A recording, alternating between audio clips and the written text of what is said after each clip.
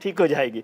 शाहनवाज मीर साहब, आप कैसे देख रहे हैं जम्मू कश्मीर की स्थिति को? वैसे तो आप दोनों मित्र हैं, बहुत लंबे समय तक साथ साथ रहे हैं, तो जी। ये भी मेरी खुशनसीबी है कि दो मित्र एक साथ बैठे हुए हैं, सरकार चलाने वाले जी। लोग एक जमाने तक।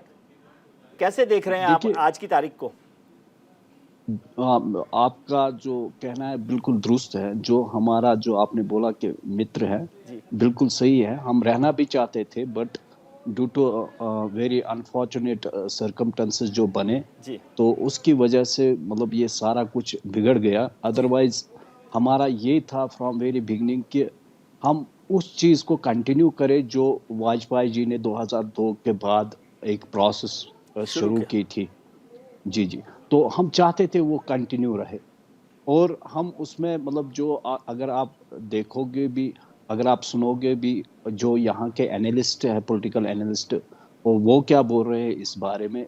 जब हमने अलायंस किया दे सेड कि इट्स अ पॉलिटिकल सुसाइड, जी बट हमने उस चीज़ को इग्नोर करके 2 कदम आगे इसलिए बढ़ाए थे कि जो एक हीलिंग टच पॉलिसी थी और जो हमारा एक पीस प्रोसेस डेवलपमेंट का एजेंडा था, जो हमारा नारा था, तो वो हम उस चीज़ को कंटिन्यू कर सके। जी तो बदकिस्मती से वो चीज़ फिर हम कंटिन्यू नहीं कर सके क्योंकि इन्होंने जो गवर्नमेंट हमारी जो टॉपल की, तो उसकी वजह से वो चीज़ हम कंटिन्यू नहीं कर पाए। जी दूसरी बात मैं आपको बोलूँ, जब एब्रोगेशन हुआ था, I was in central jail that time. जब एब्रोगेशन हुआ था, मैं जी सेंट्रल जेल में था जी क्योंकि हमें डिटेन किया गया था।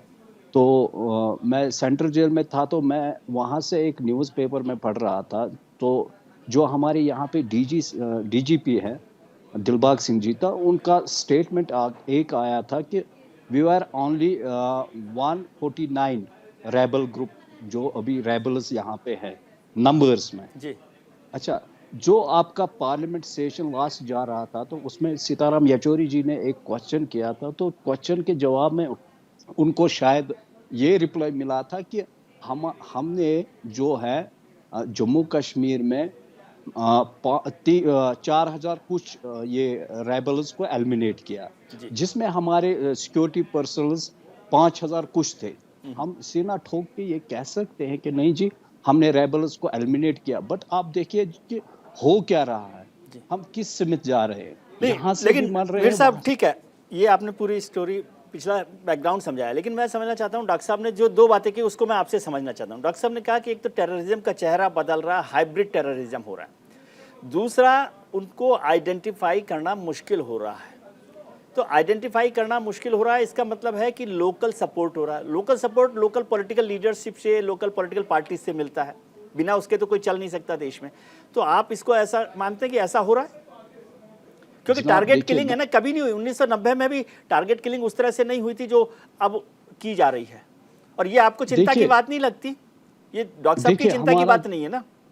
जी, जी, जो मैं हमारा मुल्क है, जो एक बड़ा डेमोक्रेटिक मुल्क है, जो इसके अपनी पॉलिसीज़ हुआ करती थी, जी इसके अपने थिंक टैंक्स हुआ करते थे। जी अब बदकिस्मती ये हो गई, जो हमारा मतलब एनक्लेशन है टुवर्ड्स इसराइल, जी जो हम उस पॉलिसी को अडॉप्ट कर रहे हैं यहाँ पे।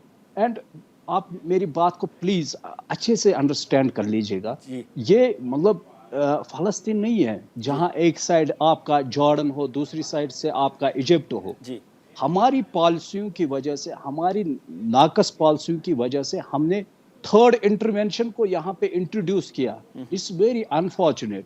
और किससे हुआ? हमारी मतलब नातजुर्बी से, जिसको हमने पूरा स्टडी नहीं किया, मतलब पॉलिसी को हमने ये नहीं सोचा कि इसके क्या मतलब नताइज निकलेंगे, इसके जी बैकफायर भी हो सकता है, नहीं हो सकता। आप देखिए, जो हमारा थर्ड इंटरवेंशन यहाँ पे हुआ, it's because of we people are responsible. जी मतलब जो अभी बैठे हुए हैं बैठे हुए वहां लोग पे, हैं जी। तो जी बिल्कुल उनकी नहीं, गलतियां लेकिन हैं। आप आप इसको देखिए, चिंता की बात मैं मानते हैं कि नहीं मानते कि जो टारगेटेड किलिंग हो रही हैं, ये सबके लिए चिंता की बात है या केवल डॉक्टर निर्मल सिंह के लिए चिंता की बात है?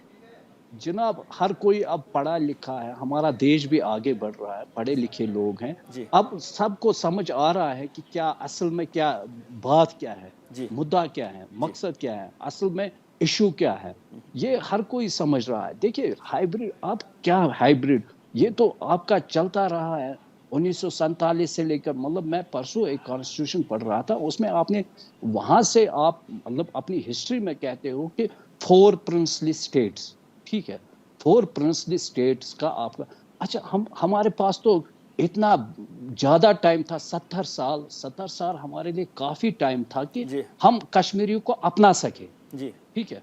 तो उसके नतीजे में हम क्या कर रहे हैं, हम ये अब कश्मीरियों का ये हाल नहीं है, ये हमारी पूरी जम्मू कश्मीर और लद्दाख का हाल है। आपको पता होगा रिसेंटली लद्दाख के लोग निकले सड़कों पे, दे सेड कि हमारा ये गलत फैसला था, हमें यूटी कोई एक्सेप्ट ही नहीं है, हम ठीक है हमारा आप रख लीजिए हमें जम्मू कश्मीर के साथ। जी तो ये जो ट्राइफिकेशन की पॉलिसी है, मुझे नहीं लगता है ये कामयाब हो जाएगी, ठीक है और मुझे नहीं लगता हम इसको आगे बढ़ा पाएंगे। जी देखिए हमारे इंटरनेशनल इश्यूज हैं, हमें अपने देश को आगे बढ़ाना है, हमें आगे जाना है। अगर हम इन चीजों में फंसेंगे, आप देखिए जो अभी रिसर्शन चल रहा है, जो अभी जीडीपी का इशू चल रहा है, हम कब तक ठीक है जगलरी डॉक्टर चलाएंगे? साहब आप शाहनवाज साहब के बात का जवाब देना चाहते हैं, फिर मैं थोड़ा सा आगे बढ़ूंगा, पहले आपसे समझ लेता हूँ।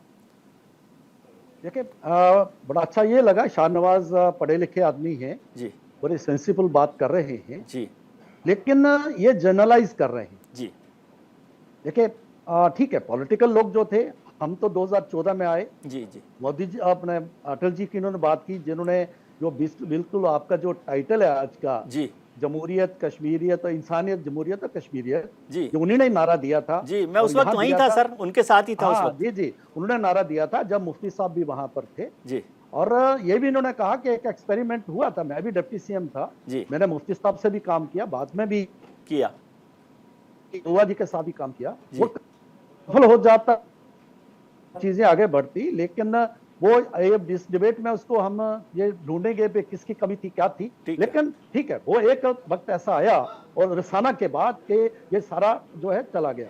लेकिन देखिए एक बहुत अच्छा एक्सपेरिमेंट किया था मोदी जी ने, हमारे प्रधानमंत्री जी ने, हमारी बीजेपी ने, उस समय जो पीडीपी की लीडरशिप थी, उन्होंने सोच समझ के ये अलायंस किया था।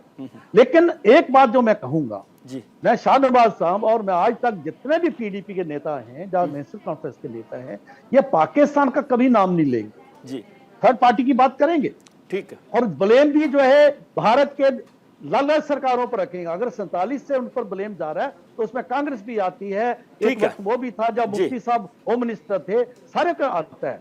ठीक है लेकिन जब तक हमारा दुश्मन क्या है, ठीक है हमारे बीच में इश्यूज हो सकते हैं, आप डिस्कस कर सकते हैं, जमहूरियत का जो हमारा कॉन्स्टिट्यूशन उसके दायरे में, लेकिन जो है जो बाहर का दुश्मन है उसको आइडेंटिफाई करके, उस पर सब हमारे जॉइंट संविधान में जी उसका टेररिज्म को कोई जगह नहीं है, जी लेकिन आइडेंटिफाई नहीं करेंगे, जी और जिहादी टेररिज्म को जब तक आइडेंटिफाई नहीं करेंगे तो तब तक जो है मुझे लगता है जो है इसका हल निकालना ठीक है मुश्किल हो सर।